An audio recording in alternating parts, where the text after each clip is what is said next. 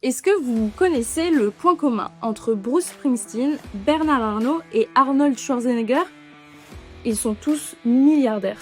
Comme chaque année, le magazine Forbes a sorti son classement des milliardaires et il y a des petits nouveaux. Dans le millésime 2025, on a entre autres le chanteur Bruce Springsteen, l'acteur et homme politique Arnold Schwarzenegger, le comédien Jerry Seinfeld, et oui, c'est celui de la sitcom éponyme, mais aussi le controversé Justin Sun, fondateur de la crypto Tron. En tout, on compte désormais 3000 milliardaires et ça, c'est un nouveau record. Elon Musk, lui, y conserve sa place d'homme le plus riche de la Terre avec une fortune estimée à 314 milliards d'euros.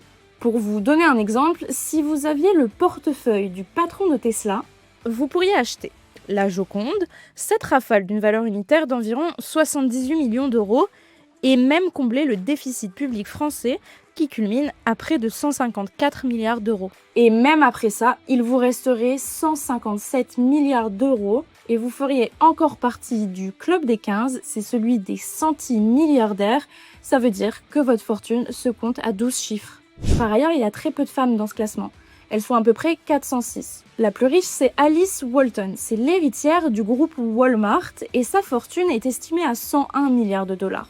Elle a dépassé Françoise Bettencourt-Meyers, l'héritière du groupe L'Oréal. D'ailleurs, les héritiers comptent pour une bonne partie de ce classement. Les self-made milliardaires, ceux qui ont construit leur fortune, eux, représentent les 2/3 de la liste. Côté âge, le plus vieux milliardaire, c'est un Américain et il a 103 ans. Le plus jeune a lui seulement 19 ans. Il s'agit de l'Allemand Johannes von Baumbach, l'héritier d'un géant pharmaceutique allemand dont la fortune s'élève à 5,4 milliards d'euros.